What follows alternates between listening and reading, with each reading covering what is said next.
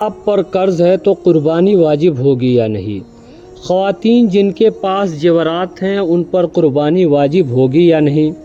क्या घर में एक ही शख्स पर कुर्बानी लाजिम है, पूरा लोगों पर नहीं। कुर्बानी वाजिब होने की शराइत क्या है, आज के इस वीडियो में यही चीज़ें मैं आपको बताने वाला हूँ। बशर्ते ये कि आप लोग वीडियो को पूरा वॉच कीजिएगा। अगर आपको अच्छा लगे तो लाजमी किसी मुसलमान भाई या बहन तक इस वीडियो को शेयर कीजिएगा। अगर आपकी शेयरिंग की वजह से किसी भी भाई या बहन की कुर्बानी सही हो गई या इस मसले को जान लिया, उस पर अमल किया, तो ये आपके हमारे बख्शिश का ज़रिया बन जाएगा। चलिए वीडियो को शुरू करते हैं बिला वक्त गवाए हुए। कुर्बानी किस पर वाजिब होती है, इस चीज़ को थोड़ा ध्यान से सुन लें। मुकीम, बालिग, आकिल और मालदार पर कुर्बानी वाजिब है।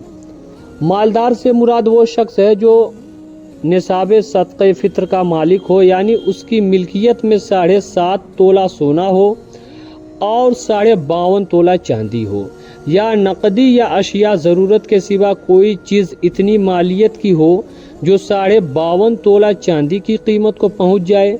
याद रखना चाहिए कि रेडियो, टेप रिकॉर्डर, ये तमाम चीज़ें जो घर में मौजूद हैं, ज़ायद कपड़े, वो तमाम ज़ायद जोड़े जो बिल्कुल इस्तेमाल में ना आते हों और जो बग़ैर सिले रखे हुए हैं, ना तो अभी इस्तेमाल में है और ना ही उनकी भी फ़िलहाल ज़रूरत है, और वो तमाम अशिया जो महज ज़ेब ज़ीनत या नमूने नुमाइश के लिए घरों में रखे रहते हैं, मसलन घरों में लटके हुए पर्दे वगैरह और पूरा साल इस्तेमाल ना होने वाले बर्तन वगैरह, ये सब ज़रूरत से ज़ायद हैं। वजूब कुर्बानी के लिए इन सब अशिया की भी कीमत लगाई जाएगी।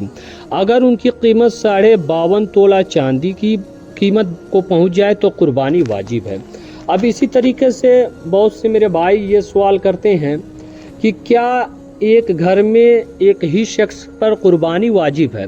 तो यहाँ आप मिसाल के तौर पर ये यूँ समझ लें, अगर आपके घर में 5 लोग हैं और मालिक निसाब भी एक है और बाकी 4 लोग मालिक निसाब नहीं है, यानी पहले मालिक निसाब जो है उसके पास 7.5 तोला सोना और 52.5 तोला चांदी हो, तो उसके ऊपर कुर्बानी वाजिब है। अगर मान लीजिए 4-5 लोगों के पास इतना माल मौजूद है कि वो कुर्बानी के हद तक पहुंच जाए, यानी कुर्बानी वाजिब होने की तमाम जो शराइत हैं उसमें पाई जाए, तो इसमें कुर्बानी तमाम लोगों पर वाजिब है। अब इसी तरीके से बहुत से ख़वातीन ये होती हैं, सोचती हैं क्या ख़वातीन पर कुर्बानी करना वाजिब है या नहीं, या सिर्फ मर्द ही कुर्बानी करा सकते हैं। तो ऐसा बिल्कुल नहीं है। अगर ख़वातीन हैं उनके पास 7.5 तोला सोना, 52.5 तोला चांदी मौजूद है, या हाजत असलिया में से इतना माल मौजूद है जैसे कुर्बानी वाजिब होने की शराइत पाई जाए, तो उनके ऊपर भी कुर्बानी वाजिब है। अगर उनके पास कुछ सोना मौजूद है, कुछ पैसे मौजूद है, कुछ हाजत असलिया में से मौजूद है, तो उनके ऊपर भी कुर्बानी वाजिब है। अब इसी तरीके से अगर आप पर कर्ज है तो कुर्बानी वाजिब होगी या नहीं।